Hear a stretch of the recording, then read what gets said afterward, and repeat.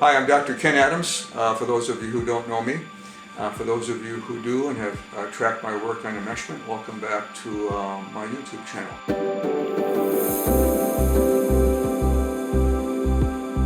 I've facilitated the workshop Overcoming Enmeshment for 7 years now, and we have about almost 500 men from all around the world who have reported enmeshment issues with their mothers that have interfered with their lives to unfold in a way that's satisfying to them romantically and or professionally.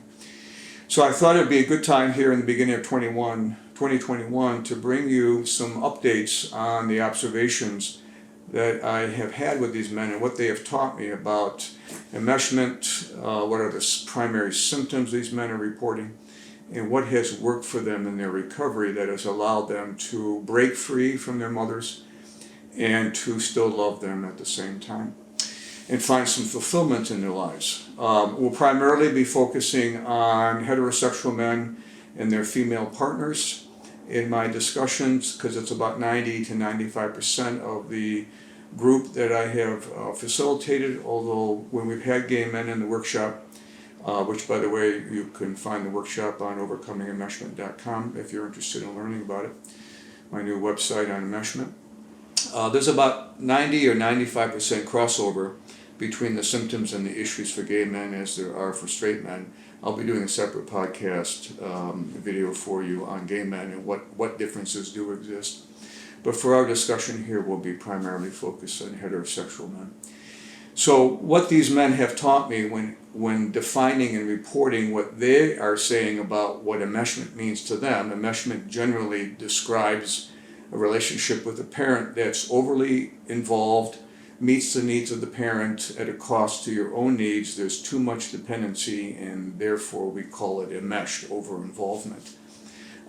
There's 4 major ways that I've heard these men report over these 7 years what enmeshment means to them. And this is across cultures, by the way. We've had many cultures, different people, different men from different cultures have come in, all reporting the same thing. The first and most common report of this enmeshed dyad between son and mother is that the relationship has primarily served to meet the emotional needs of the parent rather than the child. And that's backwards, because what happens is the child, particularly the more empathic and attuned the child is temperamentally, he begins to organize around his mother's needs and lose track of his own, and often defines his own needs based on the input from others later in his life. Typically we call that codependency over the years, which is a broad definition. But in this case it means that the child, and later as an adult child, has been overly involved with the emotional needs of the parent, feeling as if that's normative and that his needs have somehow not been defined for him because of the mother's helplessness or neediness or demands. The second way that enmeshment has been defined is when the closeness to the one parent is used in a tug of war with the other. In other words, the mother uses the son to get back at the father. So she may raise the son up in a role of the prince, for example, the king of the family, as a way to angrily get back or protest with her husband, who may be having an affair or may be neglectful or so forth. The trouble here is, of course, is 2 things happen to the boy, the son. One is he gets overly organized and dependent on his mother and begins to have to declare loyalty to her. And secondly, he loses a relationship to his father, and the father and he begin to feel a jealousy and a competitiveness that gets in the way of them developing a relationship. So he loses both parents in this instance. The third way these men have defined enmeshment over the years is when the implicit and or explicit demands from the parent for obligatory loyalty interfere with their own development as a child and in their own adult emancipation. In other words, I can't go out and play football because I have to stay home and worry about my mother. Or I can't have a girlfriend, or in the case of gay men, a boyfriend, because my mother needs me. So her neediness, her helplessness, her organization around feeling victimized becomes the implicit demand that you stay close to me and don't unfold your own interest. And sometimes it's explicit, where the mother may make explicit demands for loyalty onto the son. So the obvious consequence to the boy, and then later as a man, is he loses track of what's best for him, which is very costly. And the fourth way that has defined enmeshment over the years here now with these men, and probably the most reported way, is that the parents' needs and demands interfere with the romantic relationship between the adult child, the enmeshed man, and his partner, where the partner winds up feeling second fiddle. And in fact, I'd say that probably a large portion of the referrals coming into the workshop overcoming enmeshment, moving from guilt and ambivalence to passion and purpose, which by the way is the subtitle of the workshop, which continues to define the essence of what it is primarily driven by the spouses. They have reached a point in their frustration that they said, look, it's enough. You either choose me or your mother. And we'll do a separate video updating you on what works with how to help your relationship and your partner get through this.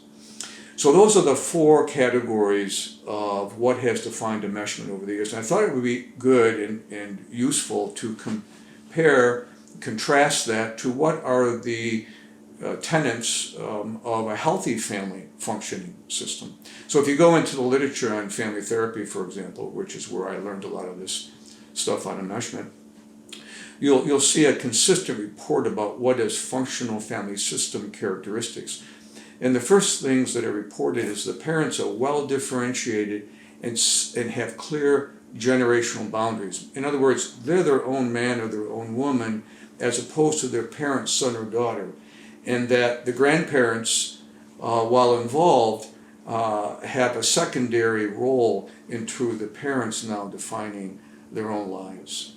And the loyalty, and this is really critical, if you look at the characteristics of healthy functional family systems, the third characteristic that's reported in these lists of family functioning that's healthy is that there's a clear loyalty to the family of procreation, meaning your romance, the family you've created, that is greater than your family of origin. And this is critical for our topic here, because in enmeshed systems, or men who are enmeshed with their mothers, their loyalty is greater to their mothers, proxies of their mothers, their family of origin, over their romantic partners.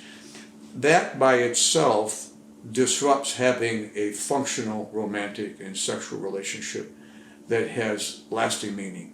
You can't both be loyal primarily to your family and put your wife, partner second and expect to have a satisfying romance. It just doesn't work that way.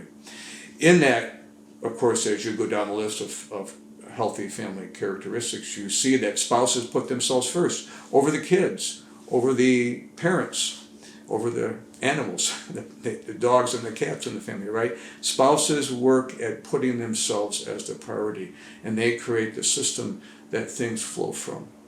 They encourage every member of the family to have their own separate identity, so everybody doesn't have to be a quarterback in order to have value in the family. They can be an artist, for example.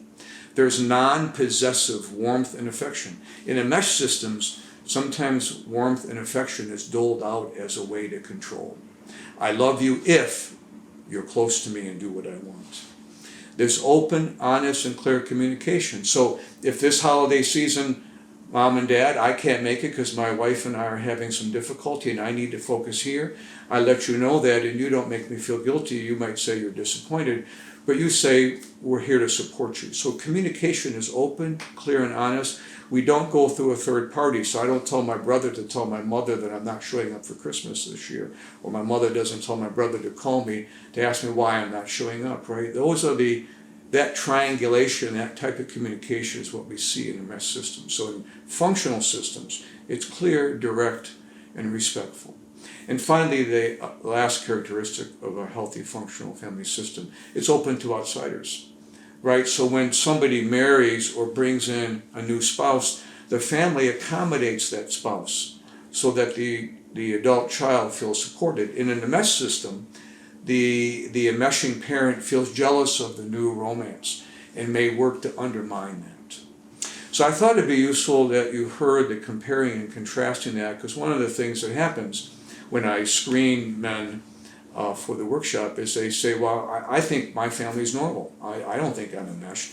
So having some information for you, both from the 500 men who have reported to me over 7 years what it is for them, and comparing that to healthy family systems, I hope has given you a yardstick by which to determine whether you have an enmeshment issue or perhaps your spouse does, and that you would need some assistance. So thank you for listening. Feel free to check out my website, overcomingenmeshment.com.